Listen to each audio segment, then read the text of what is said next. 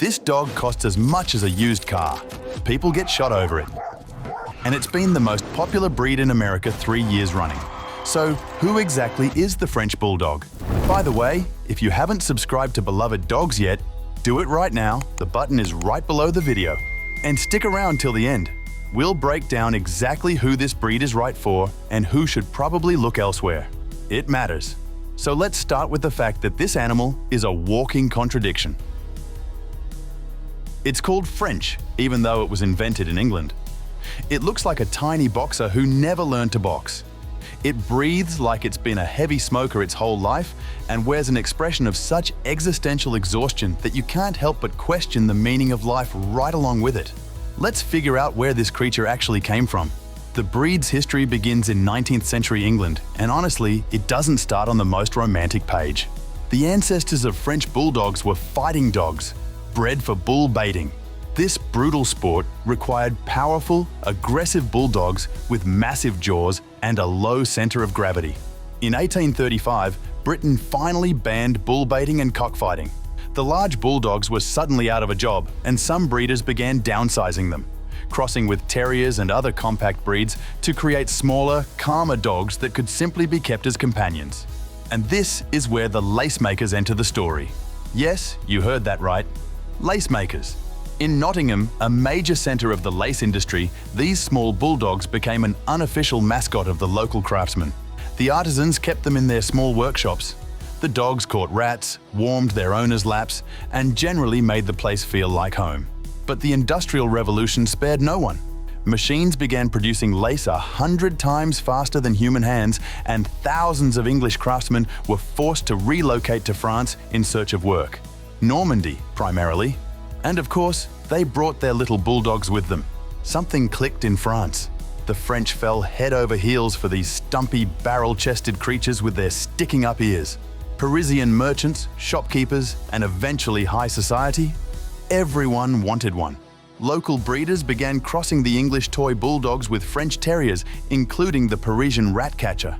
It's likely from those terriers that the breed inherited its now iconic bat ears. They were actually called rabbit ears at the time. Bat ears stuck later, once the Americans got involved in setting the breed standard. Yes, the Americans had a hand in this too. As French bulldogs started appearing at dog shows on both sides of the Atlantic in the late 19th century, a debate broke out. Should the ears stand straight up like a bat or fold over like a rose, the way English bulldogs do? American breeders went to bat, no pun intended, for the upright ears, founded the world's first French bulldog club, and locked in that standard. So in the end, 3 countries built this breed. England provided the raw material, France shaped its look and character, and America set the standard and said, "This is how it's done." Interestingly, England was initially skeptical of the new breed. After all, France was a perennial rival, and a French version of their national dog felt almost like an insult. The Kennel Club didn't officially recognize the breed until 1902, when a special meeting was held and a standard was adopted that had already been in use in the US, France, Germany, and Austria. The breed also had another, less academic reputation. In late 19th century Paris, French bulldogs became fixtures of the bohemian world and the so-called demi-monde.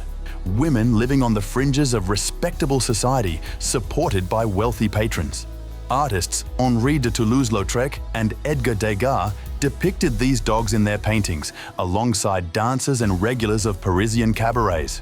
A dog that started in fighting pits made it to Parisian salons in about 50 years. Quite a career trajectory.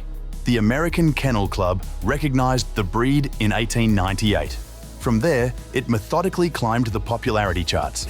In 2012, the French Bulldog ranked 14th in the US. In 2021, it was number 2. Then, in 2022, something happened that hadn't occurred in 31 years. The Labrador Retriever gave up the top spot. For the first time in 3 decades, the French Bulldog became the most popular breed in the United States and held that title 3 years in a row, 2022, 2023, and 2024. To put that in perspective, in 2023 alone, around 98,500 French Bulldogs were registered with the AKC in a single year. But let's talk about why people love them so much. and who exactly those people are. French Bulldogs didn't just win over regular families, they also became favorites among celebrities.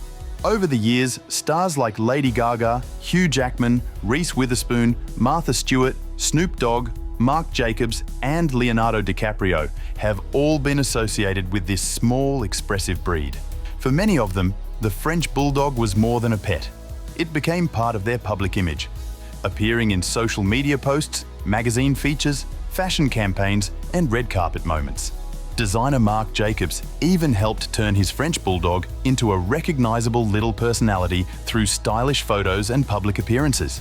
But one of the most memorable celebrity French Bulldogs belonged to actress Carrie Fisher.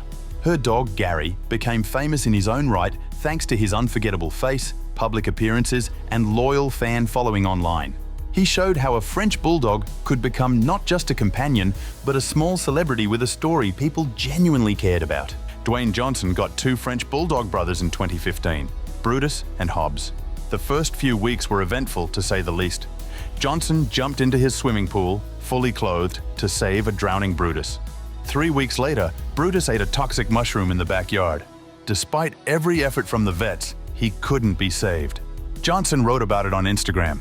Another reminder we have to live and love as greatly as we can today, because tomorrow is never guaranteed. He also warned his followers to watch out for mushrooms in their yards. What looks innocent can be deadly to your little family members.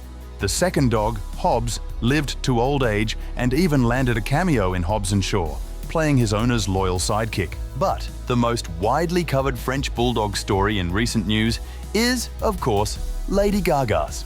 In February 2021, her dog walker, Ryan Fisher, was walking 3 of her French Bulldogs through Hollywood. A car pulled up, 2 men jumped out and demanded the dogs. Fisher refused. He was shot in the chest. 2 of the dogs, Koji and Gustav, were stolen. The third, Miss Asia, managed to escape and ran back to her injured walker. Gaga was in Rome filming at the time. She offered $500,000 for the dog's return.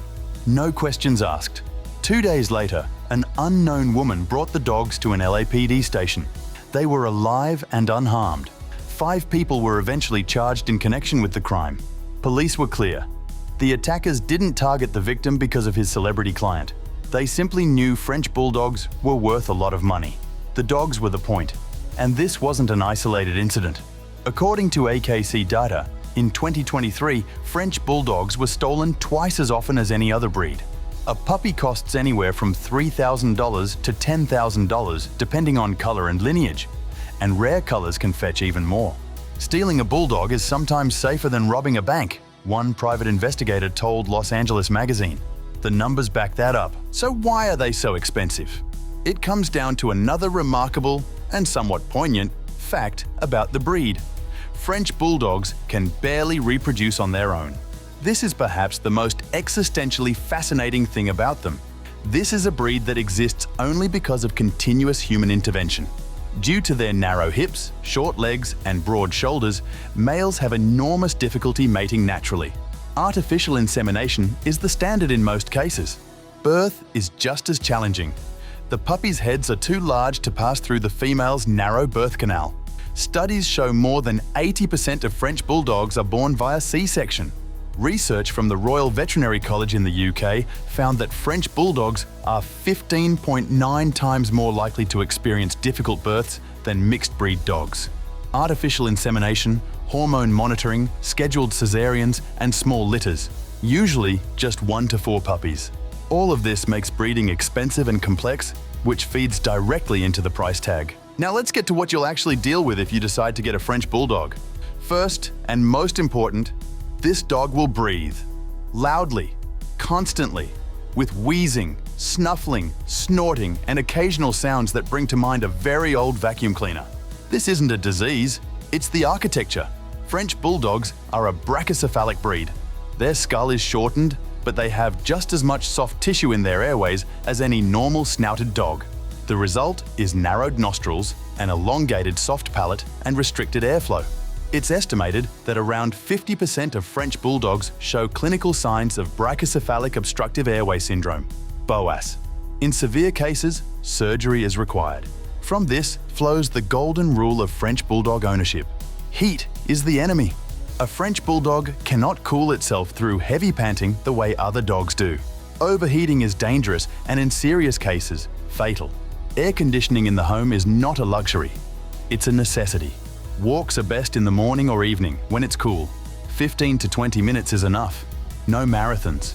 Flying with a French Bulldog is its own separate saga. Many airlines refuse to carry brachycephalic dogs in the cargo hold due to the risks associated with pressure and temperature changes. French Bulldogs also cannot swim at all. The heavy head, short legs, and compact body mean they sink with roughly the same elegance as a brick. Around any open water or swimming pool, supervision is non-negotiable. Dwayne Johnson, as we've established, learned this the hard way. Now for the personality. And this is where the story shifts from complicated to impossible not to love. The French Bulldog is a companion dog in the purest sense of the word. Its only real purpose in life is to be near you, not just in the same apartment, right next to you, on the couch, under your feet, following you to the kitchen, back to the living room, back to the kitchen. They're called Velcro dogs, and it's a very accurate description. If you work from home, a French Bulldog will lie at your feet all day, occasionally looking up at you with an expression that says, "You okay? Just checking." At the same time, they're not noisy about it. French Bulldogs barely bark. They might sound off if something seems suspicious. They're surprisingly decent little watchdogs for their size. But putting on a concert for hours on end just isn't in their nature. For apartment living, this is an ideal quality. Your neighbors won't be filing complaints. Their temperament is generally described as playful, affectionate, sociable, and a touch stubborn. That last part is worth noting. The French Bulldog is intelligent, smart enough to understand exactly what you want from it, and independent enough to decide whether it feels like doing it. Training works, but it requires patience, consistency, and above all, a clear routine. The say it once and walk away approach doesn't work with this breed. They need structure and positive reinforcement. Force and harshness are simply not options. They'll shut down. French Bulldogs generally get along well with children, though experts point out one caveat. They tend to be mouthy. They like to explore things with their teeth, especially as puppies, and this can be misread. With young children, supervision is always advisable, as with any breed. With other dogs and cats, they usually get along beautifully, especially if introductions happen early. One more thing worth knowing. French Bulldogs don't handle being alone well. They are social animals and can suffer from separation anxiety if left by themselves for too long. If you're in an office 10 hours a day with no one home, that's a problem. The breed suits people who spend a significant amount of time at home, work remotely, or can bring their pet along. French Bulldogs travel well, in cars, to cafes, to shops, anywhere they're welcome. In terms of day-to-day care, the breed is relatively low maintenance. The short coat sheds far less than, say, a Labrador. A brush once a week, a bath when needed. But there's one thing to watch. The skin folds, particularly on the face. They need to be wiped down regularly because moisture trapped in those folds can lead to irritation and infection. It sounds fiddly, but in practice, it takes minutes. Because of their body structure, French Bulldogs are also prone to spinal issues, particularly with the intervertebral discs. It's worth avoiding jumps from height and keeping a close eye on weight. Extra kilos put additional strain on already compressed airways and the spine alike. Life expectancy is typically 10 to 12 years, though many live longer with good care. Carrie Fisher's Gary made it to 12. Dwayne Johnson's Hobbs had a long life too. Now, honestly, who is this dog right for, and who isn't it right for? If you live in a small city apartment, work from home, or have a flexible schedule, prefer quiet and affectionate dogs, and are prepared for vet visits and potentially significant health costs, a French Bulldog could be your ideal companion. They're equally well suited to single people and families, the elderly and the young. They don't need a yard. They don't need hour-long runs. They need you. But if you dream of a running partner, a hiking companion, a dog for an active outdoor lifestyle, this is not that breed. If you travel often and for long stretches with no one to look after a pet, not the right fit. If the sound of someone else snoring gets under your skin, definitely not the right fit. One last thing. Before buying a French Bulldog, make sure you're dealing with a responsible breeder. Demand for the breed is so high that it's brought a surge of puppy mills, places where dogs are bred in terrible conditions purely for profit, with no thought given to the animal's health or genetics. A good breeder runs health tests, can speak to the pedigree, and will show you the conditions their dogs live in. Beyond that, rescue organizations and shelters around the world have adult French bulldogs waiting for a new home. And that's an option well worth considering. The French bulldog has traveled from the fighting pit, through the lace workshops of Nottingham and the cabarets of Paris, to the red carpet and the top of the world's most popular breed rankings. This is a dog people have been shot over, a dog painted by Toulouse-Lautrec and Degas, a dog that attended the Star Wars premiere and starred in Hobbs and Shaw, a small barrel-shaped creature with bat ears who looks at you with the expression of a philosopher exhausted by this world and still follows you to the kitchen, just to make sure you're okay.